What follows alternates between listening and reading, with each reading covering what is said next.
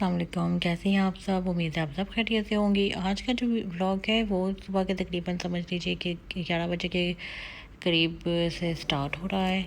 और ये रूटीन का दिन होता है। रूटीन के दिन में इसी तरह से पहले बेडरूम साफ़ कर लेती हूँ, उसके बाद जो है वो दूसरे काम शुरू करती हूँ, क्योंकि पहले इतना ज़्यादा मैं नहीं कर रही थी कि किसी रूटीन वगैरह मेरी नहीं बन रही थी। लेकिन अब मैं रूटीन अपनी कुछ सेट की है और उसके मुताबिक मैं चल रही हूँ। पहले मैं सबसे पहले तो अक्सर कोशिश करती हूँ कि नाश्ते से पहले बेड को ठीक कर लूँ, उसके बाद साथ ही रूम भी साफ़ हो जाता है।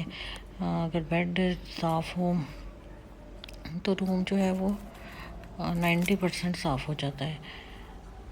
तो नीचे भी बच्चे सोते हैं, बच्चों का अपना भी रूम है, लेकिन बच्चे जो हैं वो अकेले जब हों तो वो नहीं सोते रूम में, तो फिर उनको भी यहाँ पे बिस्तर करके देना पड़ता है। तो अभी बिस्तर उठा लिए हैं, कंबल वगैरह जो है वो तय कर दिए हैं एक्स्ट्रा जो थे। एक सोफ़ा भी है यहाँ पे भी एक बच्चा सोता है, तो इसको भी सही कर देंगे।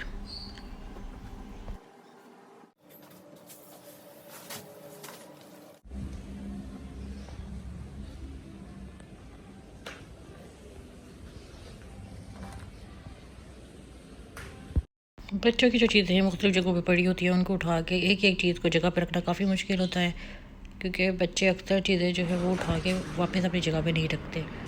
तो अभी हो गया है रूम साफ़ इतना। और अब जो है ये एरिया ड्रेसिंग टेबल का ये साफ़ होना है। काफ़ी ज़्यादा सामान भी यहाँ पे पड़ा है, क्योंकि अभी हमें पाकिस्तान से आए कुछ ही दिन हुए हैं और इन चंद दिनों में सब चीज़ें मैं अपनी जगह पे नहीं रख पाई। तो अब आहिस्ता आहिस्ता इनको मैं अरेंज करूँगी।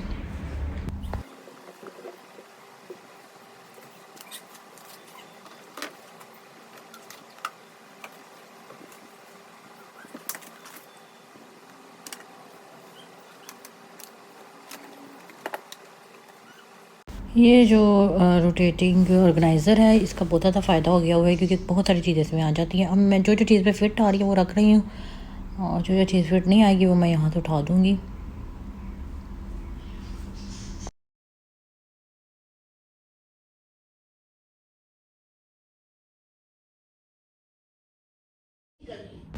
अभी यहाँ पे इतना इस हद तक तो ऑर्गेनाइज हो गया है, चीज़ें वगैरह मैंने उठा दी हैं।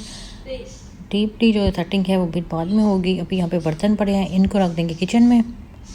और जो रूम की डस्टिंग है, उसके अलावा जो मॉप का काम है, ब्रश लगाना है रूम में, वो हमारी मेड आएंगी तो वो करेंगी। अभी हमारे टैची भी यहाँ पे पड़े हैं, मैंने अभी तक सामान पूरी तरह से खोल के नहीं रखा जगहों पे।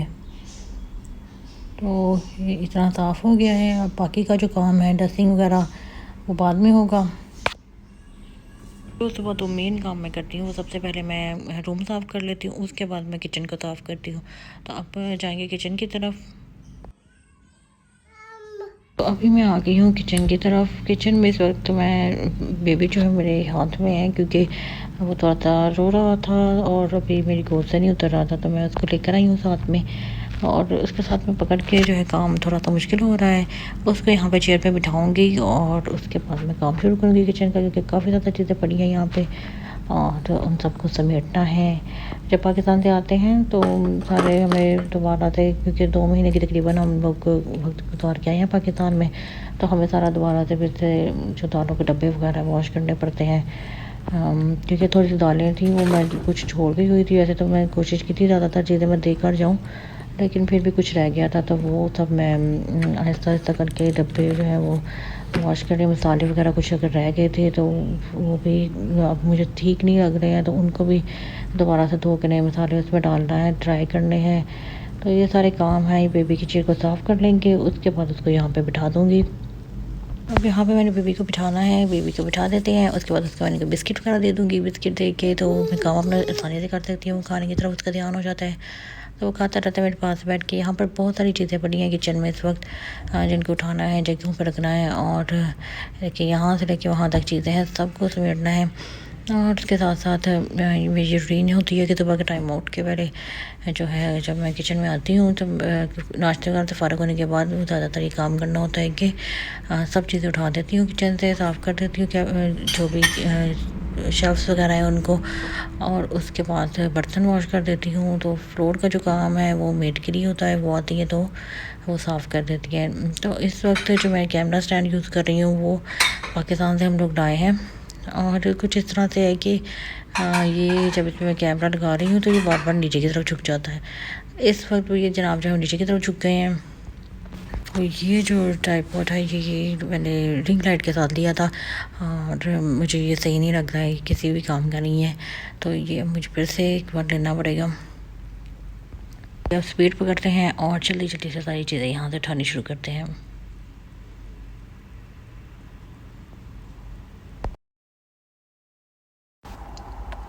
और अब यहाँ पे वॉशिंग मशीन की जो ऊपर का हिस्सा है इसको साफ़ कर लेंगे। उसके बाद बहुत सारी चीज़ें पड़ी हैं जिनको उठाना है यहाँ से, और इनको इनकी जगह पे रखना है।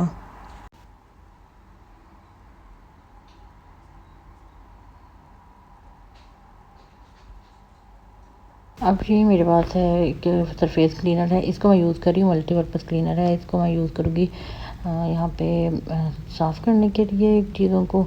वैसे तो कोशिश करनी चाहिए क्योंकि अब लोग जो हैं वो कोशिश करते हैं कि नेचुरल जो चीज़ें हैं वो इस्तेमाल करें सफाई के लिए, क्योंकि जैसे कार्बन सोडा बाइकार्बोनेट यानी कि मीठा सोडा वगैरह है, ऐसी चीज़ें नींबू, ऐसी चीज़ों से सफाई करते हैं, क्योंकि ये जो चीज़ें हैं ये हमें किसी किस्म का नुकसान नहीं देती हैं। और लेकिन इस तरह के जो क्लीनर्स हैं वो उनमें नुकसान भी हो सकता है सेहत को।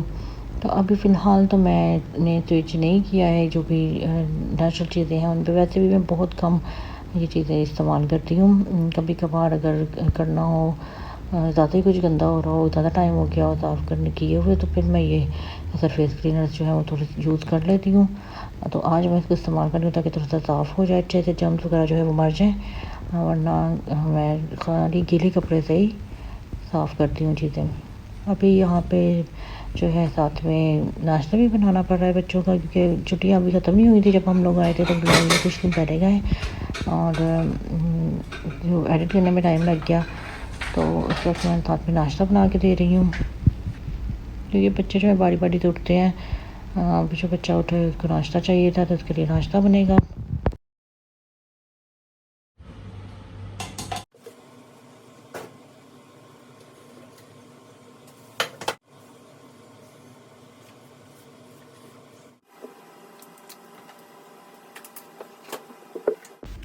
तो अब नाश्ता बन गया था, अब मैं यहाँ पर चूल्हे को साफ़ कर लूँगी।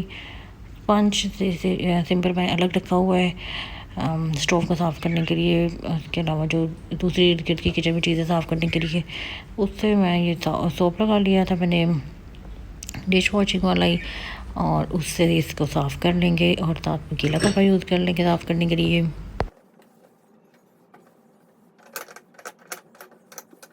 जनाब यहाँ पर हो गया हमारा चूल्हा साफ़, बस ऊपर ऊपर से मैंने इसको साफ़ कर लिया कि बाकी साफ़ ही है।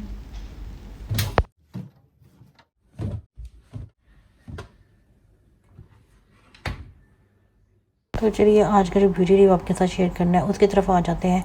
ये बालों के लिए बहुत ही अच्छा मास्क है, आपके बालों में शाइन आ जाएगी, इसके अलावा आपके बालों के जो है सॉफ्ट बहुत हो जाएंगे, नरम और मुलायम आपको फील होंगे ये लगाने के बाद। मायोनीज़ का भर के 1 टेबल स्पून आप डालें, थोड़ी सी मायोनीज़ हमारी बाहर गिर गई है, और मायोनीज़ जो है वो अपने बालों के हिसाब से ज़्यादा भी कर सकते हैं, लेकिन इस वक्त हम जो है थोड़ी सी डाल रहे हैं क्योंकि मैंने अपनी बेटी के बालों में लगाना था। उसके बाद इसमें 1 घंटा, वो भी बालों की लेंथ पर डिपेंड करेगा आपकी।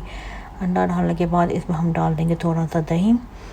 हम यहाँ पे 2 से 3 टेबल स्पून ही यूज़ करेंगे दही के, लेकिन आप इसमें अगर आपके बाल ज़्यादा बड़े हैं उस हिसाब से आप दही की मिकदार बढ़ा सकते हैं। अब हम इसको अच्छे से मिक्स कर लेंगे।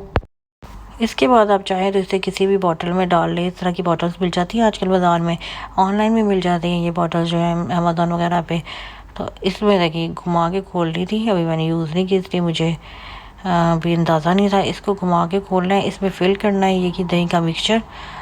उसके बाद आपने इसको आराम से अपने बालों में लगा लेना है। इसके बाद आप इसको अपने बालों में 1 से 2 घंटे तो ज़रूर लगा रहना है, फिर आपको खुद ही फ़र्क महसूस होगा कि किस तरह से आपके बाल पहले से ज़्यादा सॉफ्ट और शाइनी हो गया। रिज़ल्ट आपको खुद पता चल जाएंगे, ज़रूर इसको इस्तेमाल करके आप देखिएगा।